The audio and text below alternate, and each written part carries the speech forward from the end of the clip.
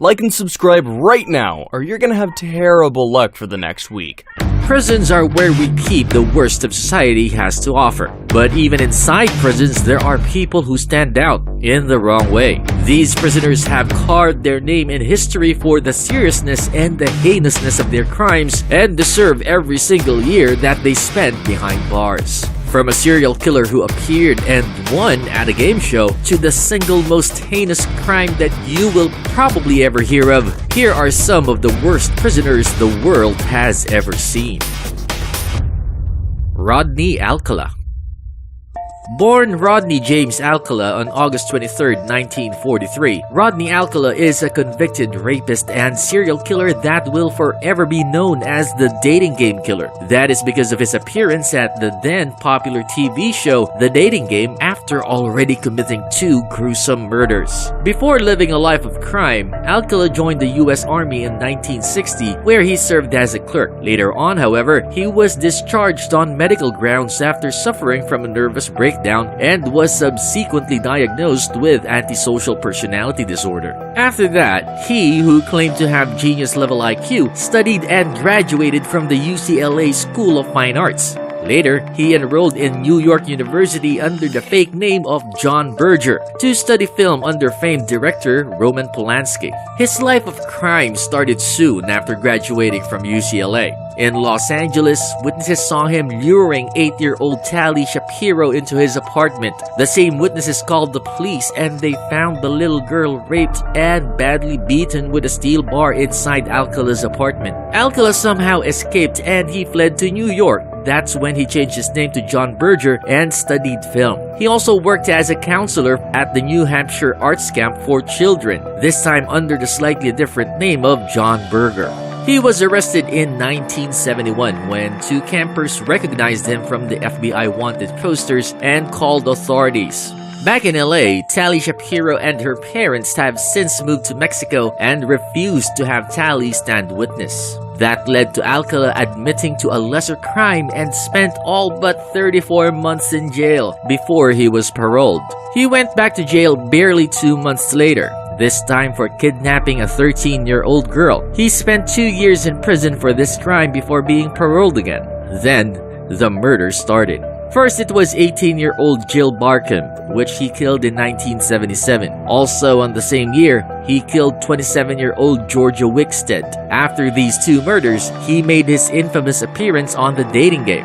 He actually won the thing, but the bachelorette at the time, Cheryl Bradshaw, backed out on their date because she found Alcala too creepy. His list of heinous crimes would go on from there, too long to include everything in this video.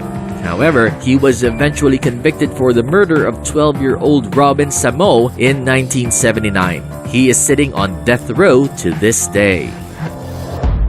Bobby Joe Long. Bobby Joe Long is a notorious serial killer that has been on Florida's death row since 2007. His list of crimes is both long and heinous, which include rape and murder. In fact, when he moved to Tampa Bay in 1984, he single-handedly pushed the yearly homicide average of the city through the roof. Born in 1953 in Canova, West Virginia, Long had a rough childhood. He was born with an extra X chromosome, resulting into him growing breasts during puberty.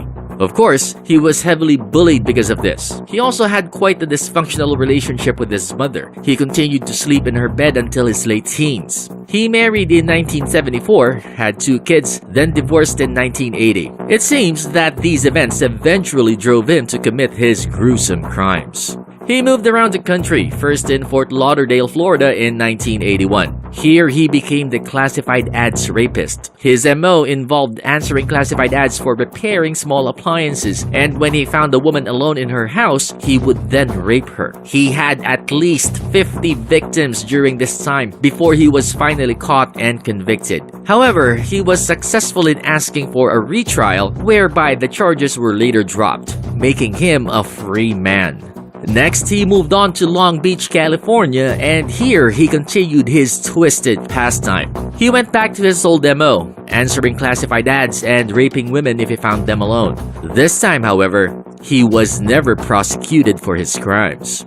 Then came 1983 when he moved to Tampa Bay and upped his game. He's no longer happy with rape, and that's when the murder started. He developed a unique way of binding, raping, and murdering his victims before dumping them in various locations, always posed in unusual positions. This became his macabre calling card.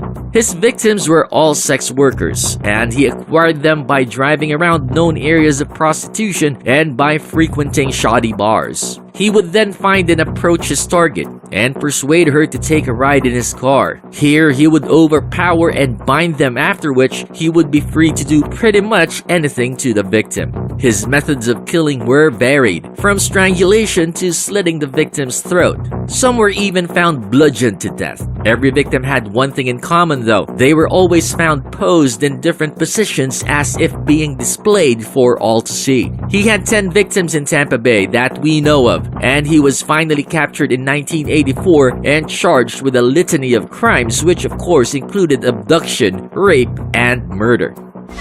Now it's time for today's best pick. Today's best pick, or should I say worst pick, lived the classic mobster lifestyle of drugs, money laundering, bootlegging, and least I forget, murder. Find out more next. Mickey Cohen.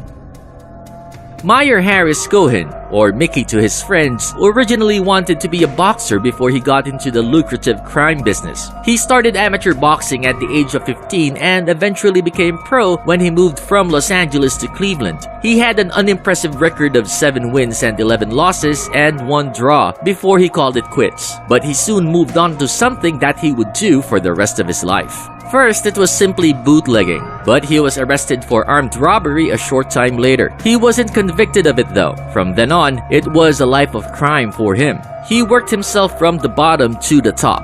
He moved to Chicago and started working for Al Capone's criminal organization, The Outfit. There, he ran a gambling operation. Next up was California, where he organized various rackets. Of course, backed up by The Outfit, he went on to head loan shark operations, a pornography and blackmail operation which involved various Hollywood stars and even local government officials, all the while hiding behind his legitimate endeavors of running jewelry stores and operating ice cream trucks. He also established a lot of connections in the right places. He was a financial backer of a then young upstart Richard Nixon and also called Frank Sinatra a friend. He married an actress named Lavon Cohen and was later linked to another actress, Liz Renee. He was never convicted for murder, but was charged for killing fellow mobster and rival Max Shaman in 1945. But it was ruled as self-defense. Like Al Capone, the only crime that he was jailed for was tax evasion. First in 1951 when he was jailed for 4 years. And then again a decade later, this time doing 11 years in the slammer. It was also this time when he survived the first of a reported 11 assassination attempts. He died of stomach cancer in 1976. Before we move on, I've got a little challenge for you that'll take 5 seconds to complete. So here's the deal. You just leave a like on this video, smash that subscribe button and hit the notification bell, and you will get 25 years of amazing luck. Lisa M. Montgomery. Lisa Montgomery is unique to this list in many ways. For one, she's the only woman to be included in today's video. Also, she had the least number of victims at just 1. She's also unique for being the first woman to be put to death since 1953. However, I personally think that what sets her apart is the sheer gruesomeness of her crime. She strangled a pregnant woman, then proceeded to cut her stomach open to steal the yet unborn child. Lisa, going by the fake name of Darlene Fisher, met her victim Bobby Joe Stinnett online through their shared love of dogs. They corresponded for weeks until the two decided to meet up. Bobby Joe was selling puppies at the time, and she thought Lisa was going to buy one from her. The meeting happened in December of 2004. As soon as she opened the door, Bobby Joe, who was 8 months pregnant at the time, was quickly overpowered by Lisa, strangling her with a piece of rope that she brought with her. The pregnant woman wasn't dead though. She merely lost consciousness, but not for long. Lisa then slit the unconscious woman's stomach and abducted her baby. Bobby Joe unfortunately bled out and died the same day. No one is certain on what Lisa planned to do with the baby, but when she was caught by the police, she had the baby in her arms. Lisa, like in so many cases such as this, had a rough childhood growing up. Her biological father abandoned the family while she was still very young, and she grew up with her mom and her mom's various boyfriends. She was also a victim of constant sexual abuse both from her mom and her mom's boyfriends at the time. This has led many to believe that Lisa was mentally disturbed, hence should not be given the death penalty for her crime. However, given that the murder was well planned out over a long period of time, the insanity plea didn't work. Failing to get pardon from then-President Donald Trump, she was executed on January 13th, 2021. Do you know of a notorious prisoner that you want us to talk about? Let us know in the comments down below. Also, make sure to subscribe and hit that notification bell to get updates every time we upload new and amazing content just like this. Again, thanks for watching and see you on the next video.